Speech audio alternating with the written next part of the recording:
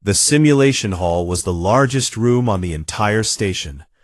It sat at the heart of the Galactic Union Joint Military Academy, a massive structure that floated in orbit around a pale gas giant at the edge of known space. The hall was shaped like an ancient arena, with rising rows of seats that curved upward in every direction. And at the center stood a pair of heavy doors made of dark metal. Behind those doors was the simulation chamber, where careers were made and broken. Today, every seat was full. Over 600 cadets from dozens of species filled the rows, their voices creating a low hum of nervous conversation. Some of them had skin the color of copper, some had fur, some had scales, a few had no visible eyes at all. They came from every corner of the galaxy, and they had all spent years training for this single day. Instructor Valeth stood at the bottom of the hall, in front of the sealed doors, and waited for silence. She was Thessari, which meant she was tall, thin, and covered in a skin that looked like pale blue crystal. She had 4 eyes, 2 large ones, and 2 smaller ones above them, and all 4 of them were sharp and cold. She had been teaching at the academy for over 100 years, and she had seen thousands of cadets walk through those doors. None of them had ever come back as winners. When the hall finally went quiet, she spoke. "Today you will face the siege of Mulvari Prime," she said. Her voice was calm and carried easily across the enormous room. For those of you who somehow do not know, I will explain. This scenario was designed 300 years ago by Grand Tactician Orwin, the finest military mind the Thessari have ever produced. It simulates a full assault on a fortified citadel, defended by an adaptive artificial intelligence that learns from everything you do. It counters your strategies. It predicts your movements. It does not get tired, and it does not make mistakes. She paused and let her 4 eyes sweep across the rows. In 300 years, no squad has ever defeated this scenario. The average team survives between 4 and 6 hours. The longest any team has ever lasted is 22 hours, a record set 80 years ago by a Thessari honor squad. You are not expected to win. You are expected to show us how you lead, how you adapt, and how you handle the impossible. That is what we are grading. A ripple of tense energy moved through the crowd. Some cadets sat straighter. Some looked at the floor. A Gorvathi cadet near the middle rows let out a low, anxious sound that his species made when they were frightened. High up in the back rows, 5 humans sat together. They did not look nervous. Yunjaya was drawing something on her datapad. If anyone had looked closely, they would have seen it was a diagram of an explosive charge, with neat arrows showing blast radius and shrapnel patterns. She was humming a song under her breath, tapping her foot in time with a rhythm only she could hear. She had round cheeks, quick eyes, and the kind of smile that made people either like her immediately or become very worried. Park Taeho sat beside her with his eyes closed and his arms folded across his enormous chest. He was the biggest person in the hall by a wide margin, human or otherwise. His hands were the size of dinner plates. He breathed slowly and deeply, completely still, like a large animal resting before a hunt. He did not waste energy on things that did not require it. Shin Nari sat on Jaya's other side, reading. Her fingers moved across her datapad at a speed that made the Thessari cadet 2 rows down stare at her with open disbelief. She was pulling up everything publicly available about the siege scenario, its terrain, its AI behavior patterns, its history, and she was reading it faster than most people could scroll. She was small, sharp-featured, and had the kind of focused intensity that made her easy to underestimate and dangerous to ignore. Baek Juno was not reading or resting. He was talking quietly to the Gorvathi cadet beside him, the one who had made the frightened sound. Juno had noticed, and without making a big deal about it, he had leaned over and started a gentle conversation. He offered the alien a small piece of dried fruit from his pocket. The Gorvathi, a stocky creature covered in soft gray fur, accepted it with trembling hands and seemed to calm down a little. His voice was warm, his face was kind, and it was very easy to forget that underneath that kindness was a person who had grown up on a planet where almost everything could kill you. And then there was Kang Do-hyun. He sat at the end of the row, slightly apart from the others, watching Instructor Valeth with calm, half-lidded eyes. He did not fidget, he did not read, he did not talk. He just watched and thought. He had been thinking since the moment they announced the exam 3 weeks ago. He had been thinking about the Citadel, the AI, the 300 years of failure, and the one question that nobody seemed to be asking. Why had nobody won? Not how do we survive longer, not how do we get a better score. The real question, why had nobody won? What invisible rule were they all following that did not actually exist? He thought he knew the answer. Down in the arena, squads began to enter the simulation one by one. The hall's massive screens showed live feeds from inside the chamber. A squad of HFY cadets went first. They were disciplined, careful, and strategic. They established a defensive perimeter, scouted the Citadel, and launched careful probing attacks. They lasted 5 hours before the AI overwhelmed them. The audience clapped politely. A Gorvathi squad went next. They lasted 2 hours. A mixed species squad of 6 lasted 7 hours, the best of the day so far, and received a standing ovation from parts of the crowd. Observer Dulan, a senior Gorvathi official who sat in the VIP gallery beside Valeth, leaned toward her and spoke in a low voice. "This is the first year a human squad is participating, is it not?" Valeth nodded once. "It is. Considerable interest in their performance," Dulan said carefully. "Many on the council are watching today." Valeth said nothing to that. She did not need to. Everyone knew what Dulan meant. Humanity had joined the Galactic Union only 34 years ago, and in that short time, they had made the galaxy deeply uncomfortable. Not because they were cruel or aggressive, but because they came from Earth, a planet so dangerous that most species classified it as a death world, a place where no sensible life should exist. And yet humans not only existed, they thrived.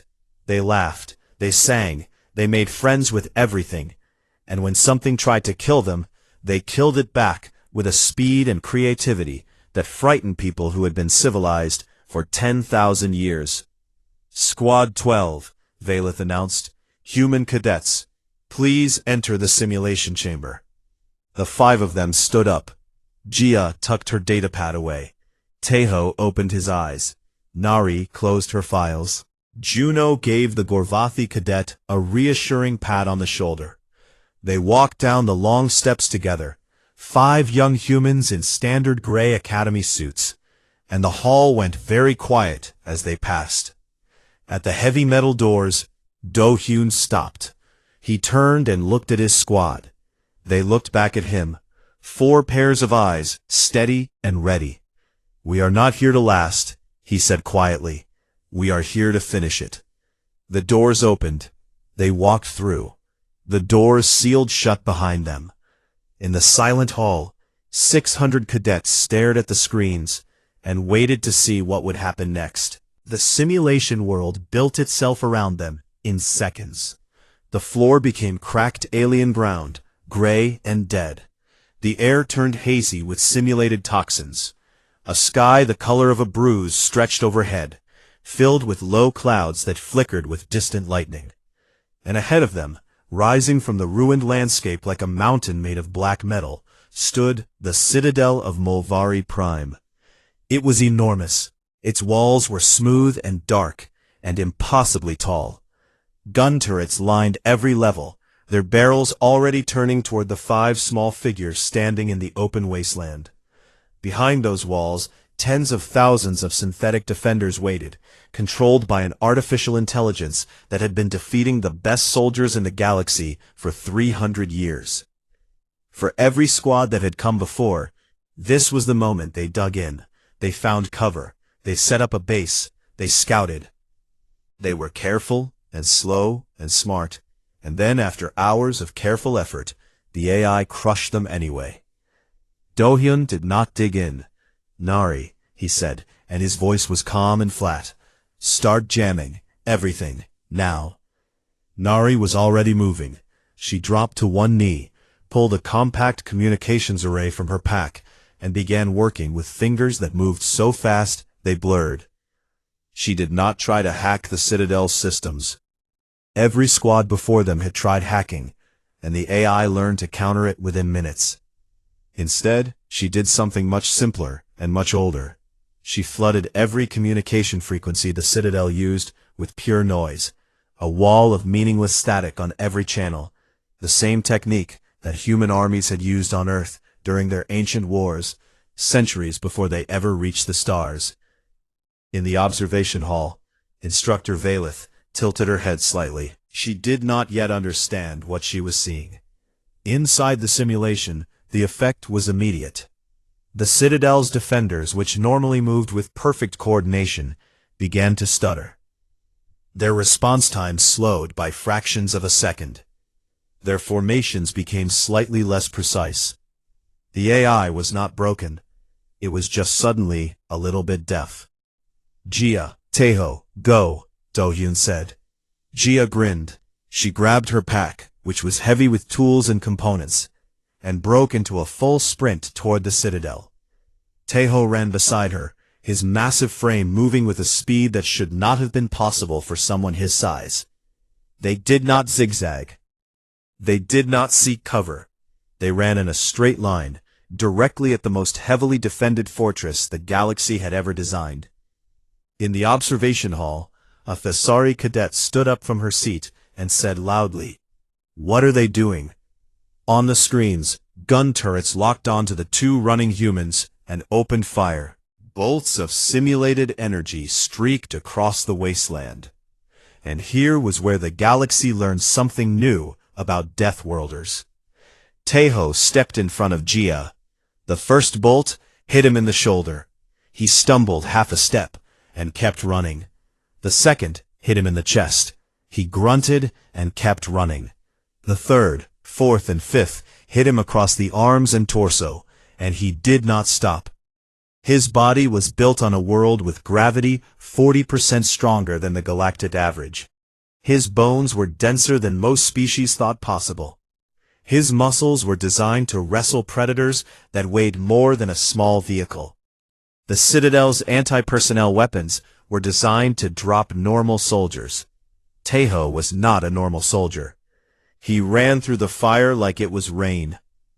Behind him, shielded by his body, Jia reached the base of the Citadel wall. She did not stop to catch her breath. She pulled components from her pack and began working on the first shield generator's cooling vent, a small exposed structure that she had identified weeks ago from the scenario's publicly available terrain maps. Every squad for 300 years had seen those vents. No one had ever thought to use them, because no one had ever gotten this close, this fast. She planted her first charge in 40 seconds. Back at the starting position, Juno was doing something strange.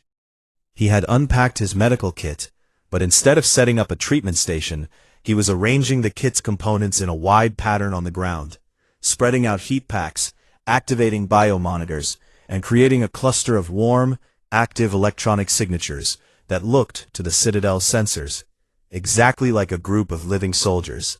A decoy, a fake squad.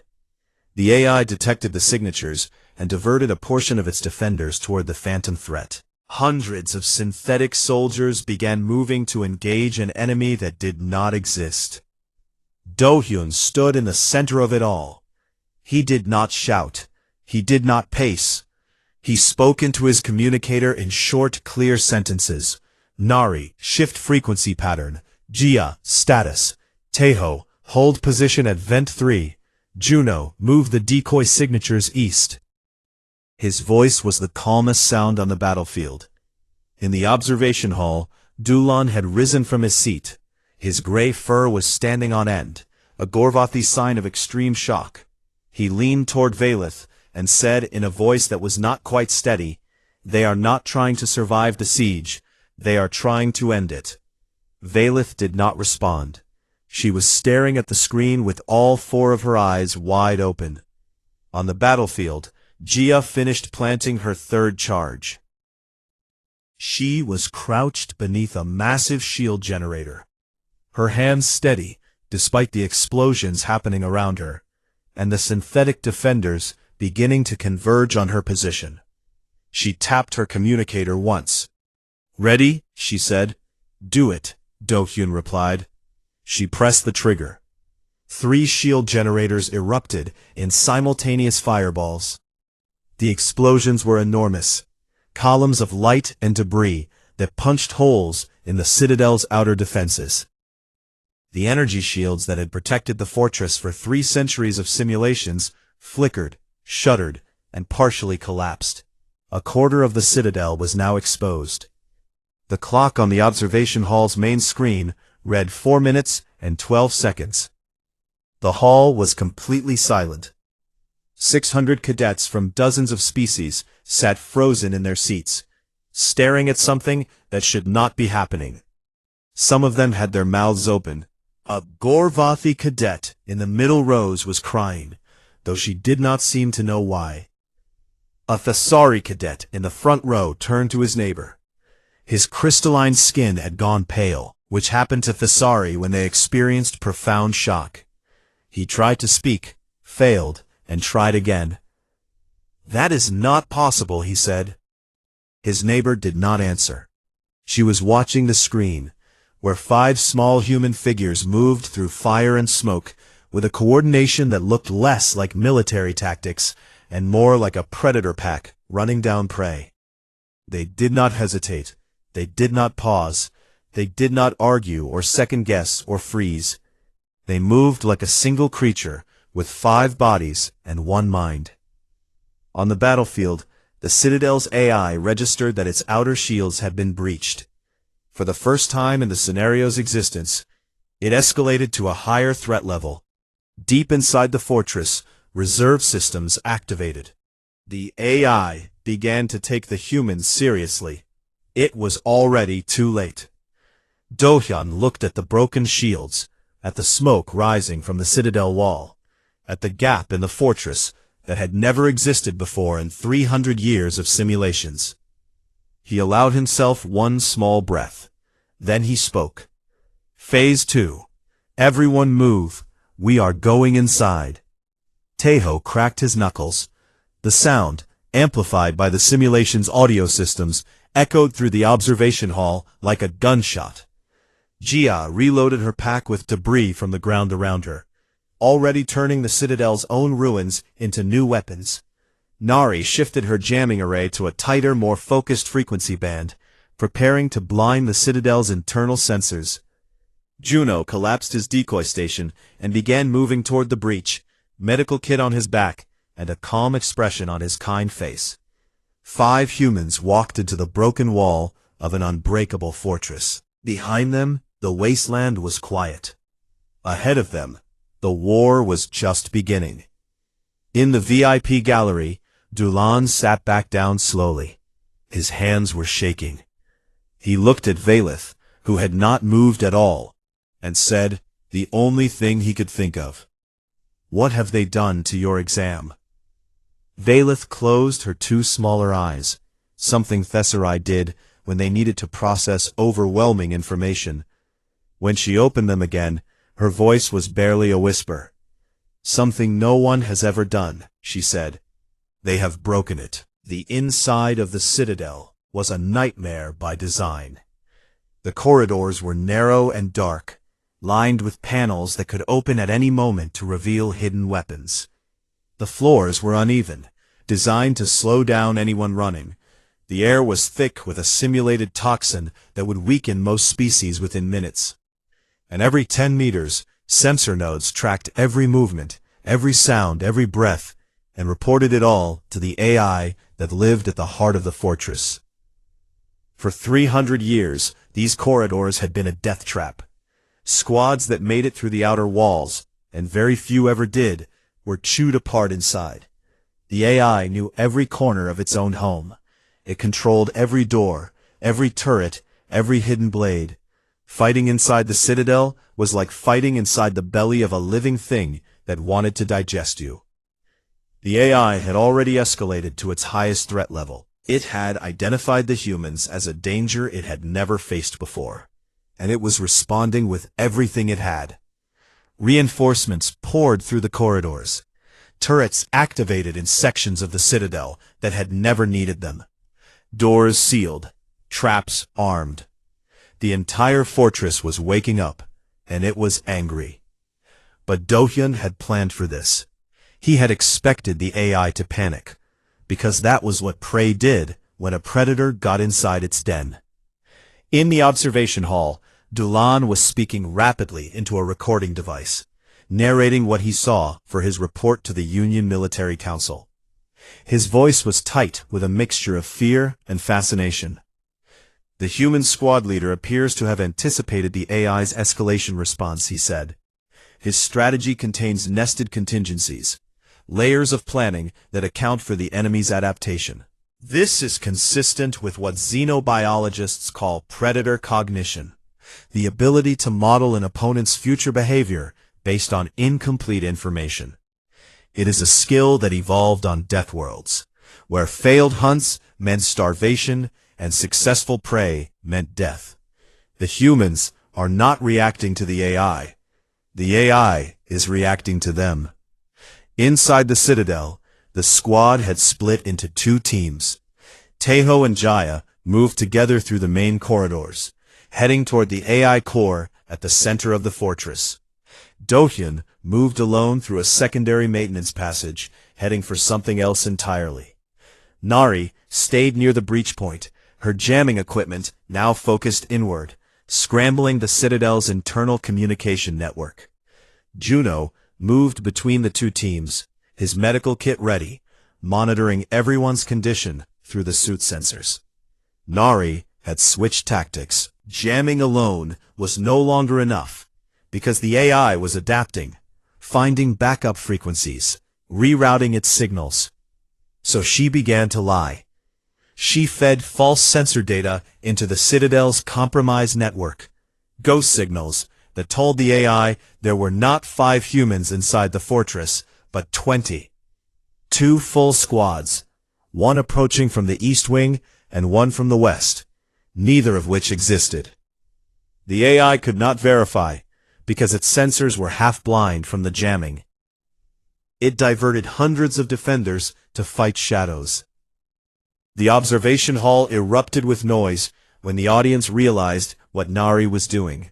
A Thesseride tactical instructor in the faculty section put his head in his hands. "She is feeding it false data," he said to no one in particular. "She is making the fortress fight itself." In the main corridor, Taeho and Jia were moving fast. The corridor was a kill zone, lined with turrets and blocked by squads of synthetic defenders. And the correct approach, according to 300 years of military doctrine, was to advance slowly, using cover, suppressing enemy fire, and clearing each section before moving to the next. It was the safe way, the smart way, the way that every species in the galaxy had been taught. Taeho did not do it the safe way. He charged. He put his head down and his shoulders forward, and he ran straight into the gunfire. Bolts hit his chest, his arms, his legs. His suit screamed damage warnings. His skin, simulated to match his real Deathworlder physiology, bruised and split and bled, and he did not slow down. He reached the first squad of defenders and hit them like a landslide. Synthetic bodies flew. Metal crumpled. He grabbed one defender by the head and used it as a shield against the turret fire, while Jaya sprinted past him. Jaya was not fighting. As she ran, she grabbed pieces of debris from the destroyed defenders and the damaged walls, metal plates, wiring, power cells, anything she could carry. Her hands never stopped moving. She assembled charges on the run, improvised explosives made from the Citadel's own body, and she stuck them to every critical system she passed. Power conduits, sensor nodes, door mechanisms. She was planting seeds of destruction with every step, leaving a trail of ticking bombs behind her like flowers. No one had ever thought to do this. The simulation provided environmental debris for realism. It was supposed to be scenery. Jia looked at scenery and saw ammunition. In the maintenance passage, Do-hyun moved quietly and alone. His target was the Citadel's strategic command node, a secondary processing center that controlled the fortress's long-range weapons, including the massive orbital defense cannons mounted on the Citadel's upper levels. Those cannons pointed outward, designed to destroy approaching fleets. They had never been fired in 300 years of simulations, because no fleet ever came. They were decorations, part of the scenery. Do-hyun did not see decorations. He saw the biggest guns on the battlefield, and they were bolted to the roof of the building he was standing inside. He reached the command node after 7 minutes of careful, silent movement through passages that the AI considered low priority. Nari talked him through the interface over comms, her voice quick and precise, even as she managed 3 different electronic warfare operations at the same time. The node's security was strong but old, designed to stop network intrusions, not a physical intruder standing at the console with his hands on the controls. Do-hyun did not hack it gracefully. He broke into it with brute force, overloading the access protocols with a flood of commands, until the system gave up trying to lock him out. It was not elegant. It was effective. Back in the main corridor, Taeho had carved a path halfway to the AI core. He was bleeding from a dozen simulated wounds. His suit was barely functional. He had destroyed more synthetic defenders in 10 minutes than most squads destroyed in 10 hours. And he was still moving forward, step by heavy step, his breath coming in deep growls that the observation hall's speakers transmitted with perfect, terrifying clarity. Juno reached him between waves of defenders and patched the worst of his wounds in seconds.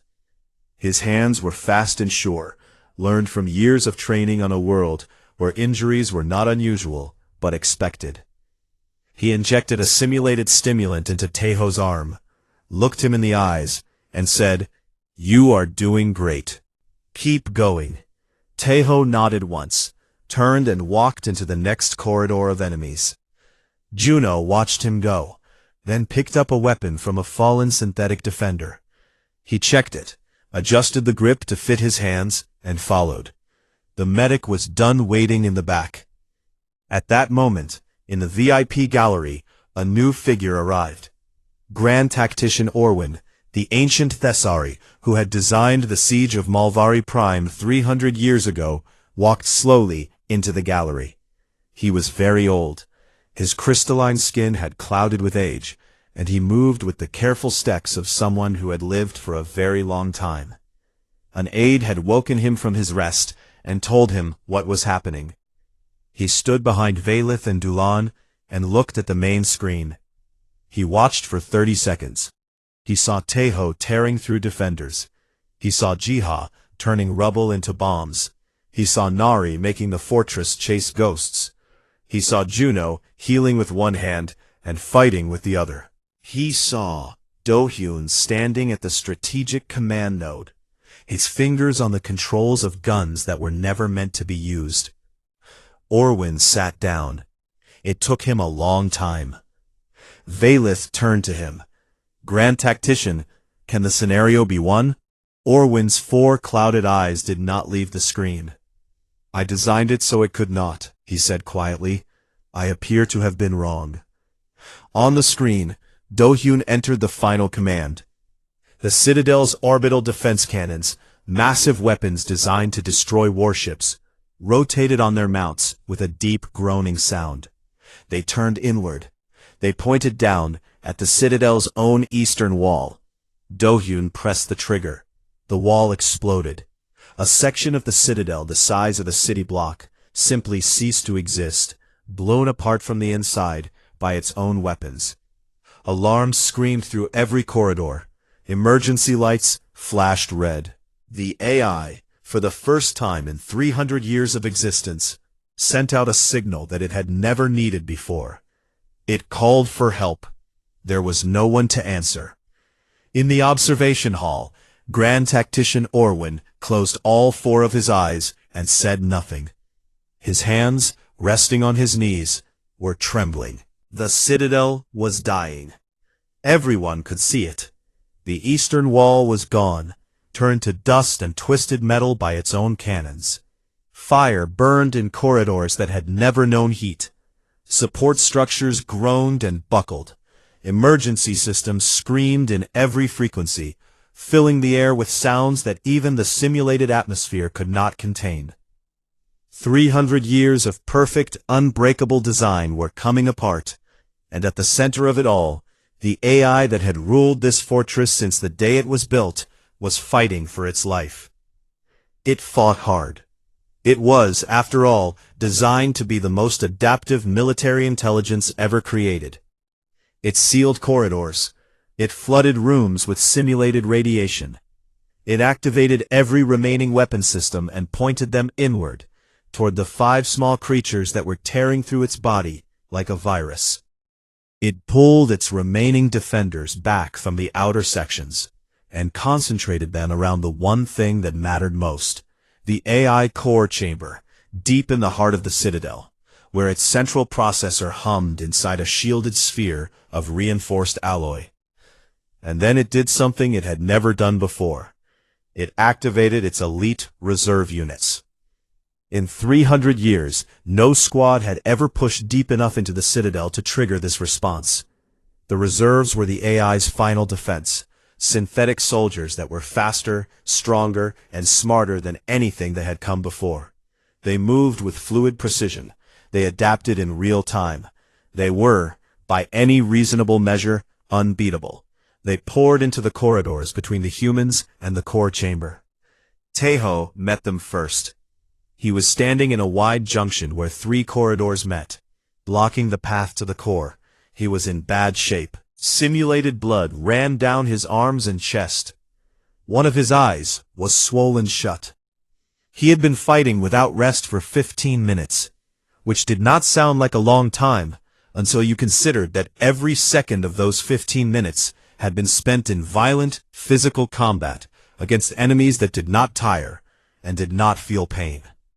The first elite unit rounded the corner, and Taeho hit it so hard that it flew backward into the 2 units behind it. The sound of the impact echoed through the corridor like a thunderclap.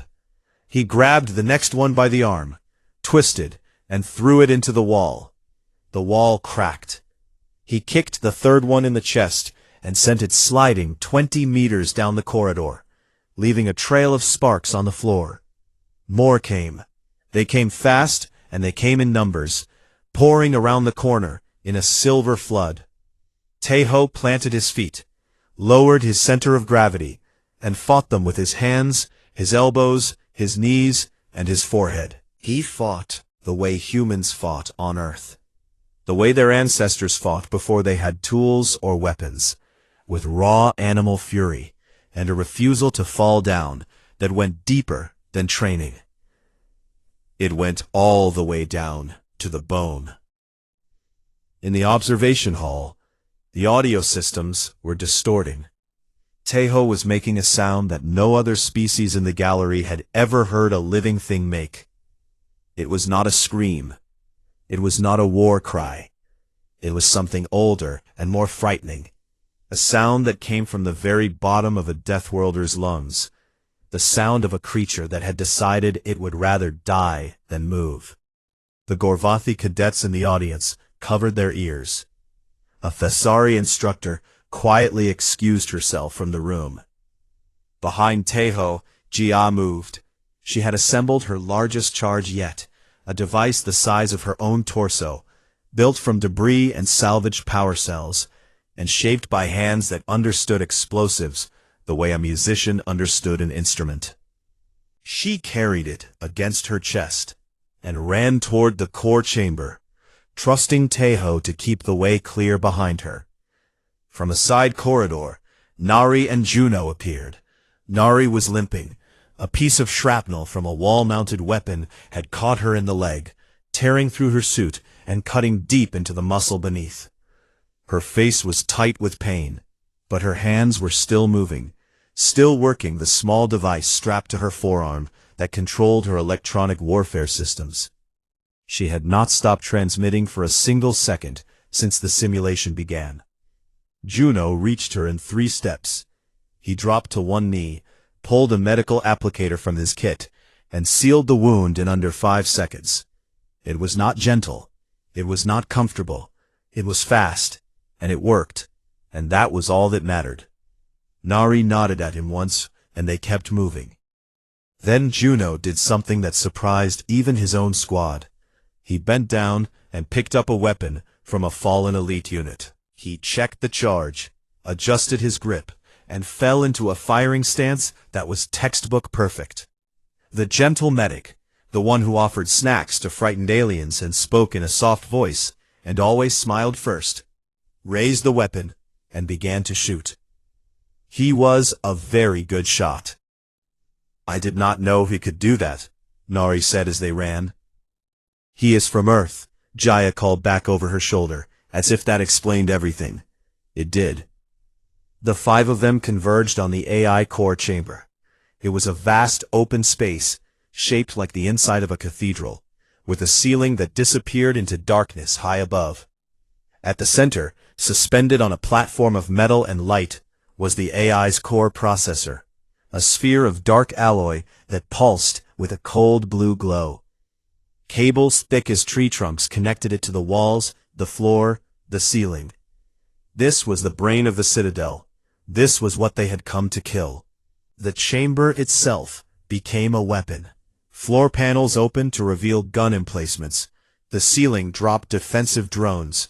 The walls shifted and rearranged, trying to separate the humans, trying to isolate them, trying to do what it had always done to every squad that came before. But these were not every squad. Taeho held the entrance. He stood in the doorway, filling it with his broken, bleeding body, and nothing got past him. Every elite unit that tried was thrown back. He was beyond exhaustion, beyond pain, operating on something that the alien cadets watching from the gallery had no name for. Humans called it stubbornness. It was more than that. It was the absolute, immovable certainty that he would not let his people down, and he would break every bone in his body before he took one step backward. Nari found a console near the edge of the chamber and connected to it. Her fingers danced across the interface, pulling data, mapping the core's systems, looking for the shutdown sequence buried somewhere in 300 years of accumulated code. She was bleeding through Juno's field dressing. She did not notice. Juno stood over her, firing at anything that came close. His face was calm. His hands were steady. He dropped a drone with one shot, then another, each one precise and clean. Jia reached the core's platform. She placed her charge against the shield emitter, a glowing ring around the base of the sphere. She set the timer, checked the connections, and looked across the chamber at Do-Hyun. Do-Hyun was standing in the open, in the middle of the chamber, with no cover and no weapon. He was looking directly at the AI core, and he was talking. "I know you can hear me," he said, his voice clear and unhurried, carried through the chamber by the Citadel's own speakers. "You have been running this scenario for 300 years.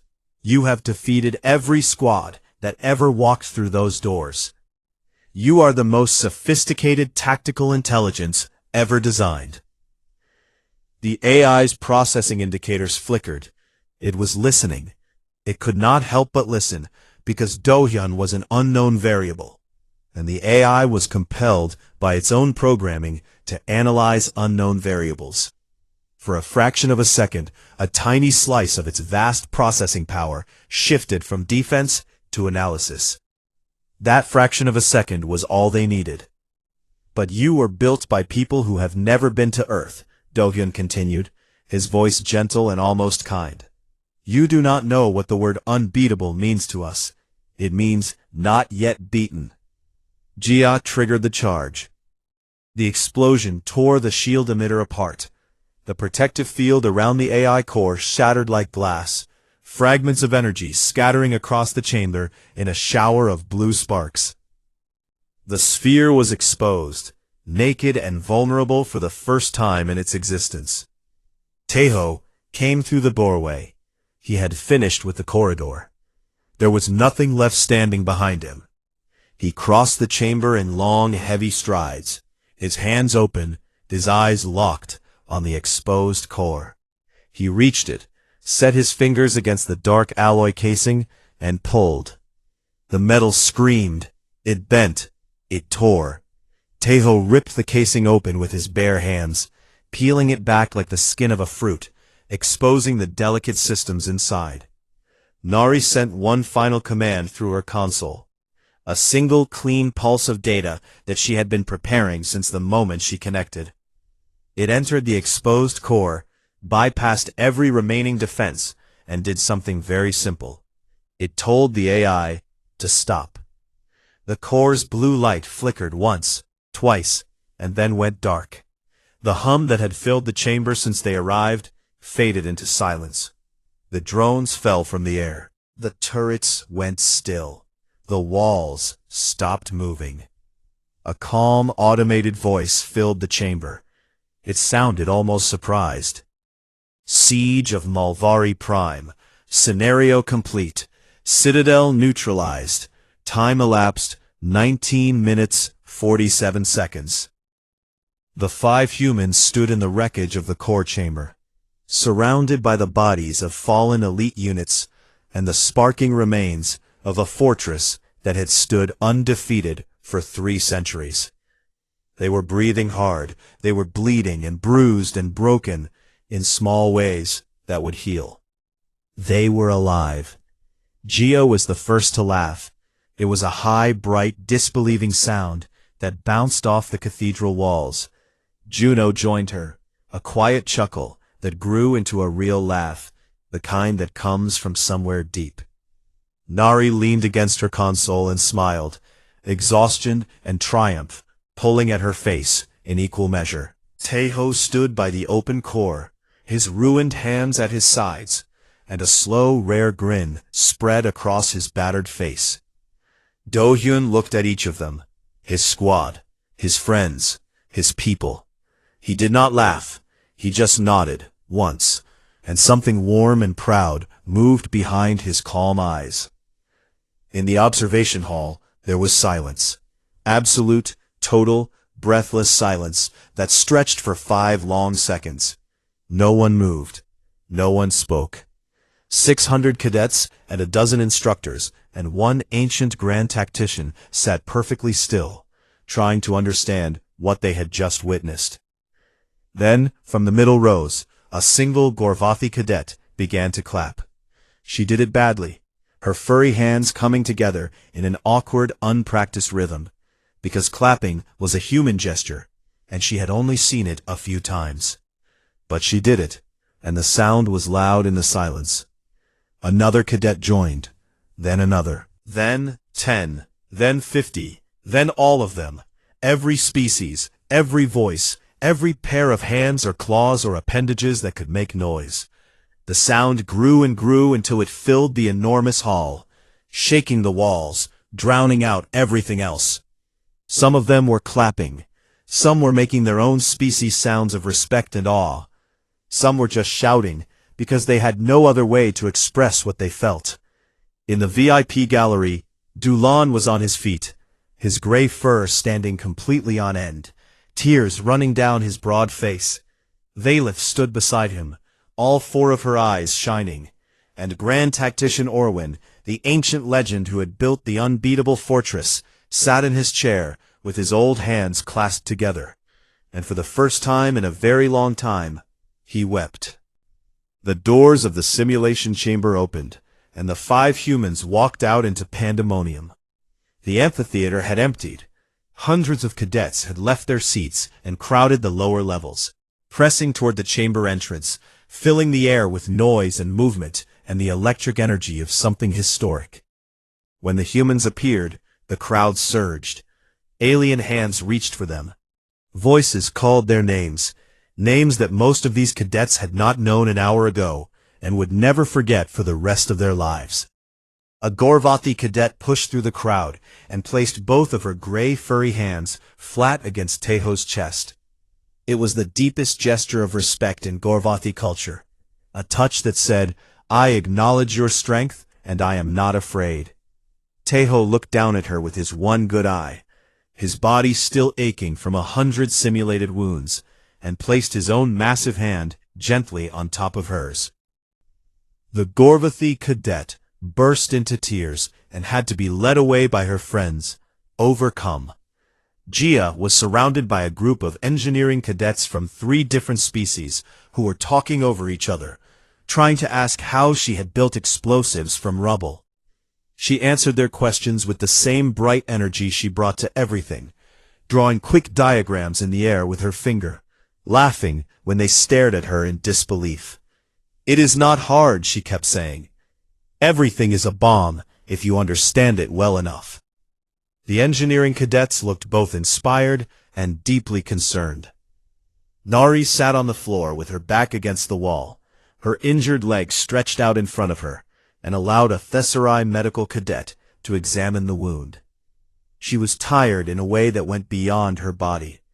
Her mind had been running at full speed for 20 minutes straight, managing a dozen tasks at once, and now that it was over, the exhaustion hit her all at once. But she was smiling. It was a small, quiet, satisfied smile. The smile of someone who had done something impossible and done it well.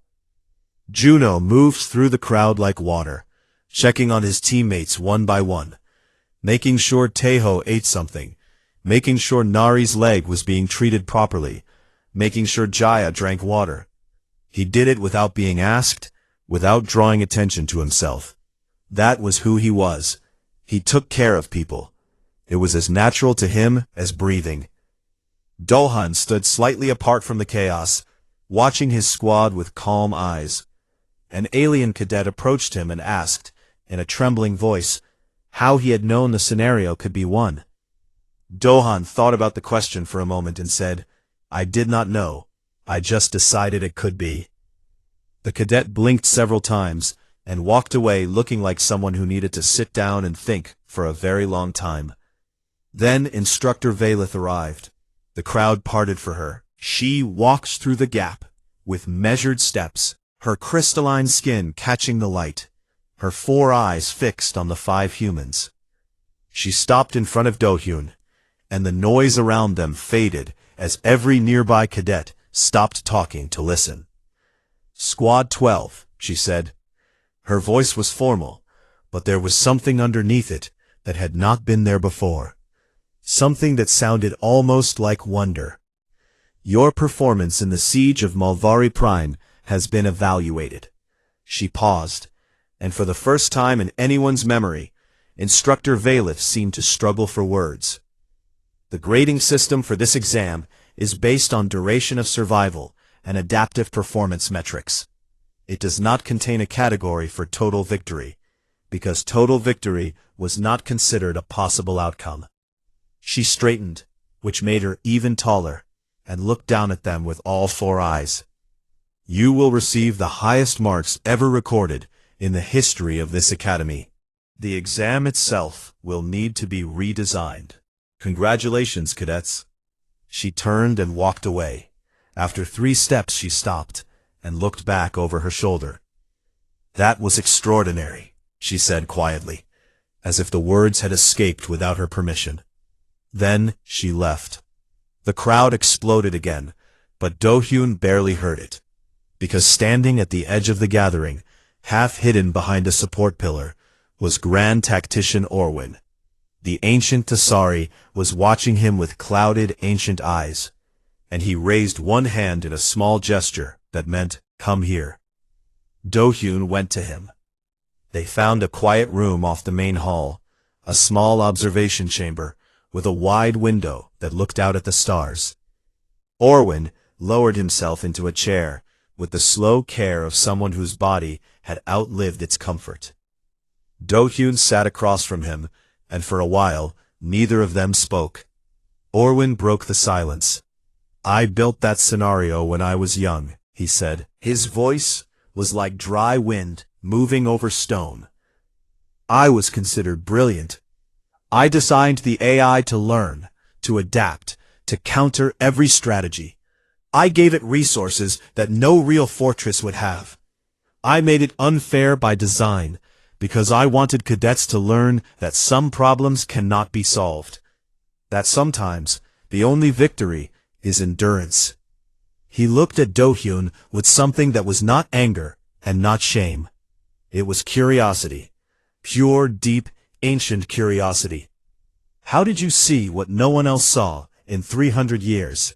Do-hyun was quiet for a moment. He was not the kind of person who spoke quickly, and he was not the kind of person who pretended to have answers he did not have. When he finally spoke, his voice was simple and honest. "I did not see anything special, sir. I just looked at the problem the way my planet taught me to look at problems. Everything on Earth is trying to kill you. The weather, the animals, the diseases, even the ground beneath your feet can open up and swallow you. You learn not to be patient with things that are trying to kill you. You learn to end the threat fast, before it adapts, before it gets smarter, before it takes someone you care about." He paused and looked at his hands. They were ordinary hands, not large like Taeho's, not fast like Nari's, just hands. Every other squad treated the Citadel like a puzzle, he said, something to study and solve slowly. But on Earth, you do not study the thing that is trying to eat you. You kill it, fast, with whatever you have. That is not genius. That is just how we survive. Orwin was silent for a long, long time. The stars turned slowly outside the window. Somewhere in the distance, the crowd was still celebrating. "I think I understand now," Orwin said at last, "why so many species in the Union are frightened of your kind." Do-hyun said nothing. "And I think I understand," Orwin continued, more softly, "why they should not be. You are not monsters. You are survivors. There is a profound difference." Do-hyun met the old alien's eyes and nodded. There was nothing else to say. In the days that followed, the news spread. It moved through the academy first, then through the military networks, then through the civilian channels, then through the entire Galactic Union, like a wave that could not be stopped. 5 human cadets, 19 minutes and 47 seconds. The siege of Molvari Prime. The unbeatable exam, beaten. Dulan filed his report to the Union Military Council. He wrote it carefully, choosing every word. His conclusion was clear and unambiguous. They did not exploit a flaw in the simulation. They did not get lucky.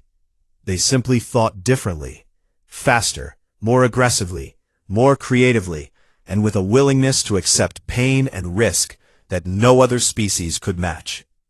He recommended that human tactical methods be studied at the highest levels of Union military doctrine. He also added a personal note at the end of the report. It was unprofessional, and he did not care. It said, "I have served the Union for 40 years, and I have never seen anything like what I saw today. If these are their students, I do not wish to meet their teachers."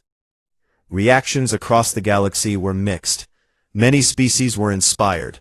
The Gorvathi, a peaceful people who had always felt small and powerless in a universe full of warriors, found strange comfort in the humans. If creatures from a death world could be both terrifying and kind, then perhaps strength and gentleness were not opposites after all. Other species were less comfortable. "If 5 cadets could do this," whispered diplomats and military planners in quiet rooms, What could Earth's real armies do?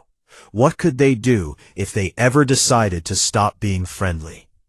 Earth's standing in the Galactic Union shifted. It was not a dramatic change, not a single moment of transformation. It was more like a door opening, slowly and quietly, that could never be closed again. Humanity was no longer just the curious newcomers from the scary planet. They were something else now. Something the galaxy would have to learn to live with. But that was politics, and it was far away. And the 5 cadets did not care about politics. On the evening after the exam, they sat together in the Academy's observation lounge, a curved room with a wall of glass that looked out at the stars. The gas giant they orbited hung in the distance, its pale bands of color glowing softly. The room was empty except for them. The celebration had ended. The galaxy was quiet. Nari's arm was in a regeneration sleeve, and she rested it on the arm of her chair with the casual acceptance of someone who was used to being patched up. Tejo sat in the largest chair, his body still carrying the shadows of 100 impacts, and his eyes were half closed, not sleeping, just resting. Juno had made tea because Juno always made tea, and he passed cups to each of them with steady, careful hands. Do-hyun sat by the window, his reflection floating in the glass against the background of 1 billion stars. They did not talk about the exam. They did not talk about the AI, or the Citadel, or the look on Orwin's face, or the sound of 600 aliens clapping. They talked about small things. Gia told a story about her younger brother back on Earth that made Juno laugh so hard he almost spilled his tea. Nari argued with Tejo about which academy cafeteria had the best food, a debate they had been having for 2 years without resolution. Do-hyun listened and smiled, and said very little, which was how he always was. They were not heroes in that moment. They were not Deathworlders or tactical geniuses, or the squad that broke the unbreakable exam. They were just 5 friends from the same small planet, sitting together in the dark, drinking tea and looking at the stars. Gia broke a comfortable silence. She was staring out the window, her cup held loosely in both hands, a familiar light in her eyes that meant she was already thinking about the next challenge. "So," she said, "do you think they will make a harder one?" The others looked at her. Nari raised an eyebrow. Tejo opened one eye. Juno shook his head slowly, a smile pulling at the corner of his mouth. Do-hyun looked at Gia, and then out at the galaxy, vast and ancient, and full of things that had not yet been tried. He thought about Earth, far away, spinning in the light of its yellow sun, the deadly, beautiful, impossible world that had made them everything they were. He smiled. "I hope so," he said. And outside the window, the stars burned on, as they always had and always would, indifferent and eternal, waiting for the next impossible thing that the children of Earth would do.